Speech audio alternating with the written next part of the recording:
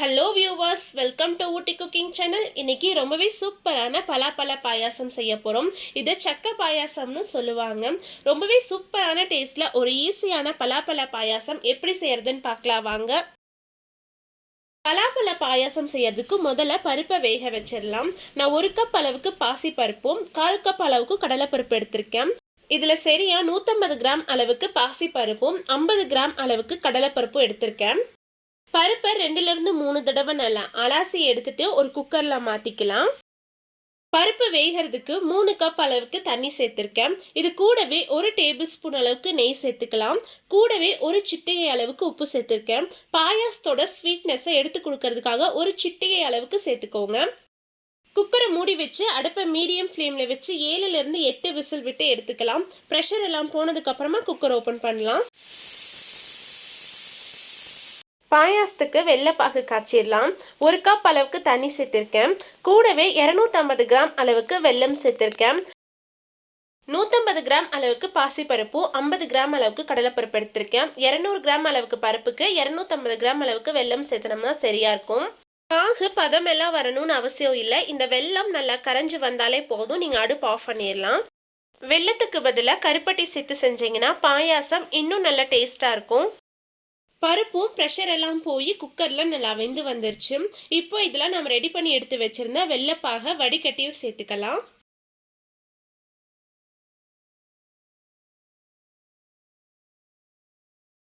பருப்போட வெள்ளத்தை நல்லா கலந்து விட்டுருங்க.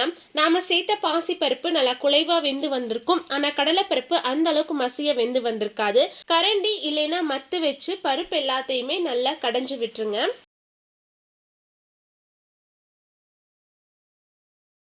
அடுப்புல ஒரு மீடியம் ஃப்ளேம்லயே பருப்பு நல்லா கொதி வர வரைக்கும் லைட்டா சூடு பண்ணி எடுத்துக்கலாம். பருப்பு இந்த அளவுக்கு நல்லா கொதிச்சு வந்ததுக்கு அப்புறமா இதுல பால் சேர்த்துக்கலாம். நான் 1/2 கப் அளவுக்கு தேங்காய் பால் சேர்த்திருக்கேன்.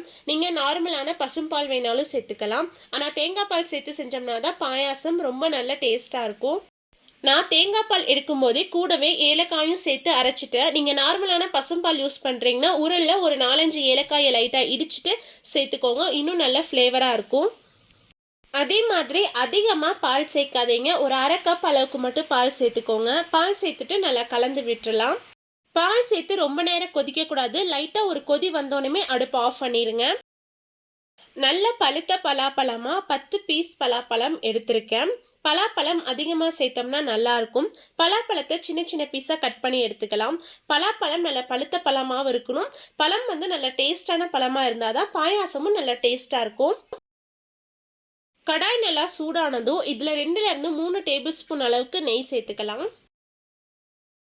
நெய் நல்லா சூடானதும் இதுல 10லிருந்து 15 முந்திரி பருப்பு சேர்த்திருக்கேன்.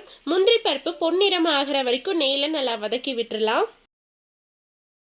முந்திரி பருப்பு நல்லா பொன்னிறமா வதங்கி வந்துருச்சு. இப்போ இதுல 2 டேபிள் ஸ்பூன் அளவுக்கு காஞ்ச திராட்சை சேர்த்திருக்கேன். திராட்சை நல்லா பலூன் மாதிரி உப்பி வர வரைக்கும் நெய்ல நல்லா வதக்கி விட்டுறலாம். முந்திரியும் திராட்சையும் நல்லா வதங்கி வந்துருச்சு. இதை வேற ஒரு பிளேட்ல மாத்தி எடுத்து வச்சிடலாம். மீதம் இருக்க நெய்லேயே நம்ம கட் பண்ணி எடுத்து வச்சிருந்த பலாப்பழத்தை சேர்த்து நல்லா வதக்கி விட்டுறலாம். அடுப்பை மீடியம் ஃப்ளேம்ல வச்சு ஒரு 5 நிமிஷம் பலாப்பழத்தை நல்லா வதக்கி விட்டுருங்க. பலாப்பழத்தை நெய்ல வதக்கி எடுக்கும் போது பலாப்பழம் நிறம் மாறிடாம பார்த்துக்கோங்க. இந்த பாயாசத்தோட டேஸ்ட்டுக்கு காரணமே நம்ம பலாப்பழத்தை நெய்ல வதக்கி சேர்க்கறது தான். நீங்க நெய் அதிகமா சாப்பிடுவீங்க அப்படின்னா கூட ஒரு 2 டேபிள் ஸ்பூன் அளவுக்கு நெய் சேர்த்து பலாப்பழத்தை வதக்கி எடுத்துருங்க. அதே மாதிரி பலாப்பழம் வாங்கும்போது நல்லா இனிப்பான பழமா பார்த்து வாங்குங்க. அப்பதான் பாயாசமும் நல்ல டேஸ்டா இருக்கும். பலாப்பழம் நெய்ல நல்லா வதங்கி வந்துருச்சு. இப்போ இதுல 2 டேபிள் ஸ்பூன் அளவுக்கு தேங்காய் துருவல் சேர்த்திருக்கேன். ஃப்ரெஷ்ஷா திருவின தேங்காய் துருவல் சேர்த்துக்கோங்க. ஃப்ரிட்ஜில் வச்சு சேர்த்தீங்கன்னா நல்லா இருக்காது. தேங்காய் துருவல் சேர்த்து லைட்டா வதக்கி விட்டுருங்க. அப்படி இல்லாட்டினா நீங்க தேங்காவை சின்ன சின்னதா கட் பண்ணியும் சேர்த்துக்கலாம். அதுவும் நல்லா டேஸ்டா இருக்கும். இப்போ இதுல நாம வேக வச்சு எடுத்து வச்சிருந்த பருப்பை உள்ள சேர்த்துக்கலாம். சேர்த்துட்டு நல்லா கலந்து விட்டுருங்க. இது கூடவே நம்ம நெய்ல வதக்கி எடுத்து வச்சிருந்த முந்திரியும் திராட்சையும் சேர்த்து நல்லா கலந்து விட்டுருங்க. பாயாசம் பாயாசம் அதிக நேரம் கொதிக்கணும்னு அவசியம் இல்லை. லைட்டாக ஒரு கொதி வந்தோடனே அடுப்பு ஆஃப் பண்ணிடுங்க.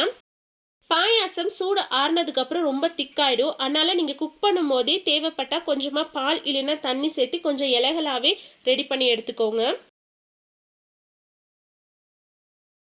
ரொம்பவே சூப்பரான பலாப்பழ பாயாசம் ரெடி ஆயிடுச்சு. பாருங்க எந்த அளவுக்கு நல்லா திக்கா சூப்பரா இருக்குன்னு.